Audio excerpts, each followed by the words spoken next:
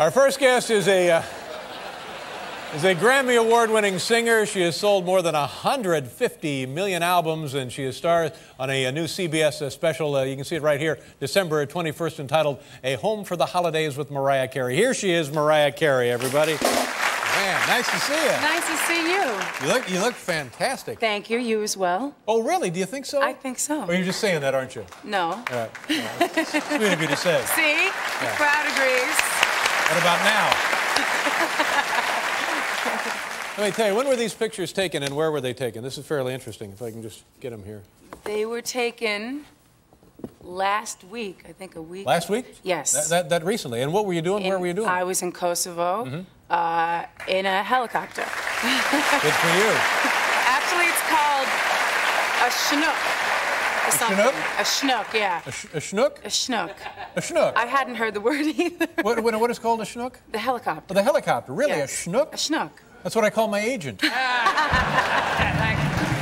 I was in the chinook. Is it a chinook or a schnook? You know what? I believe it is a chinook. Yeah, okay. I don't know. But I don't know either. All I know is I was a tad afraid sitting in the chinook when they said it was going to take us perhaps 45 minutes to get clearance from where we were taking off. And how were things over there? How's morale? How are people doing? The morale was great. The only thing that was, we didn't get clearance to leave for like 45 minutes. Here's why the morale is great. Look at this. It was fun, and they were...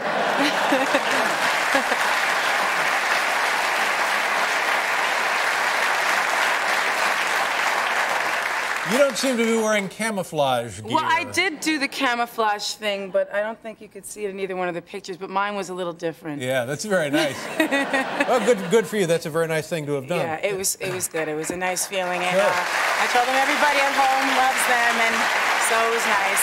We were kind of trekking through the ditches and things of that nature, and they would ask me for a hug, and they had these huge guns by their sides, and I wanted to be patriotic and do the right thing, but I was kind of asking them to point the gun the opposite way. Yeah, you don't want a gun going off accidentally under those circumstances. No, that's not good for anybody's morale. Not really.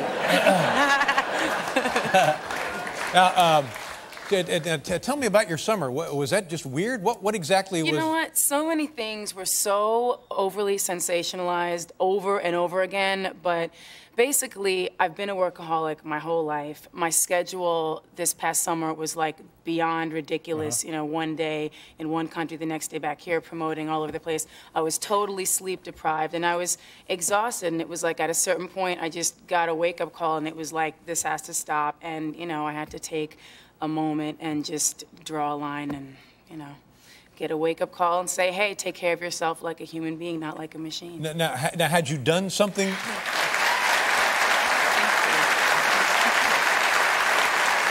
And it's like something I never really thought of, because I always put my career first, and I always put everything before myself. And all my friends and everybody that, you know, knows me were always like, you know, this is cool, but when are you just you, and when do you just take the time for yourself? And was this like is it a nervous breakdown? Is it a physical breakdown? Is it an emotional breakdown? Is it not a breakdown? It was so bizarre, because they were like, a breakdown, a nervous breakdown, a mental melt, and all these things, and, you know, that I shouldn't even be repeating because it's like tabloid fodder and all that kind of The story kind of builds itself, doesn't it? Right, like you were saying before I was watching. What did you say? You were Oprah's first husband? That's right.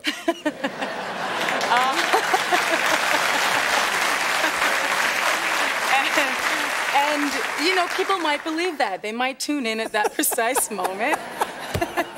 And basically, the truth is, exhaustion is a serious thing. People look at you on TV and go, oh, come on. What are you exhausted from sitting there? But honestly, you know, it's just reality. It's a lot of work. It's a lot of work. It's a lot of work and a lot of pressure, too. And a lot of time, a lot of years that I have just not stopped and ever taken a break for myself. And, you know, some of the things, you know, that were just said were just so outrageous. Like, they made this whole big deal about Total Request Live and blah, blah, blah. Now, what did they say happened there? You showed up and took your clothes off, right? Right. Now, first of all, I had on, okay, that's realistic. But first of all, I had on,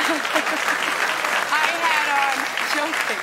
I had on shorts and a tank top, right? Yeah. It was the summertime. Right. And then a huge T-shirt that was like down to here. That was we went, and it was an impromptu visit. We had been all over the world. We went up there, and I took the T-shirt off with the clothes underneath it. I kept the clothes on, obviously, right?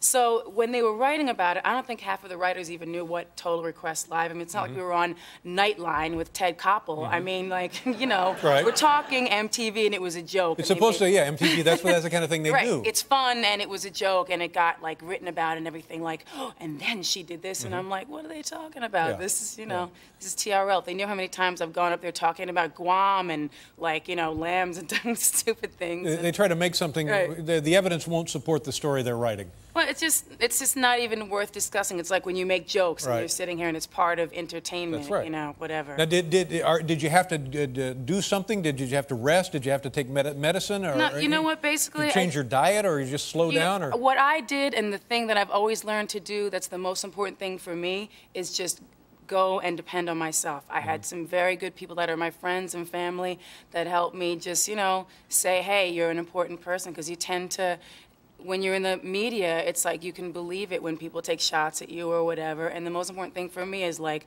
I sing this song Hero, which is about getting your, you know, believing in yourself and all that. And it was just like taking a moment to kind of believe those words. Right. Well, good for you. I'm happy to hear that. This is that single that I wanted to talk about. It's coming out today. Here, is this one? Yeah.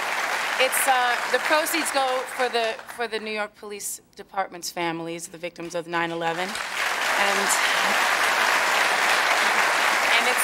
it's a new version of Never Too Far, which is one of my songs, and Hero. It's a medley that I did, and there's a brand new track on there as well, so that's in stores today. Oh, good. Yeah. Very nice of you. I tell you something, I wish I had a nickel for every time I've been naked on MTV. Well, honey, I've never been naked on TV, so I wouldn't know about it. Tell me about the, it's a special, it's a holiday special for CBS here? Yes, it's called Home for the Holidays, and they've done it for 3 years in a row, and what it does is it brings foster families together, it brings foster children to people who want to adopt, and it's a really, really good cause, and a lot of people who are kind of on the fence about adoption, after they see this special, they decide to adopt. Really? It's really wonderful. an amazing Well, good cause. for you. Yeah. That's great. Have you talked about how now you've learned to kind of rely on yourself, and what does that mean as it applies to your daily life and your career? Well, and I've stuff always like that? relied on myself. Right. I mean, maybe that's the issue. Like, since I was a little kid, I pretty much took care of myself, but it was more being focused on, like, oh, I got to do this. I got to keep running and keep having this career and keep going and doing all this stuff, rather than, like, what would be good for me. So how is that different? What are you doing now that's different than it was just like a year ago? Trying to just make time to sleep, and the amount of hours that, you know, people need to sleep. Well, the basics. And nobody eating gets food. any sleep. That's right. Nobody gets enough sleep in this country, honestly. Everybody is sleep deprived, and it's a horrible thing. Really? But Oh, yeah. Yeah, when you go on for a long time and then you really, it's you know, nasty. it becomes a habit or whatever. I haven't slept since '68. Really? Was that before or after the Oprah thing? That's about the same time. I found that if I don't get enough sleep, I start snapping at interns, and I hate that. Really? I hate that. Really? You know what?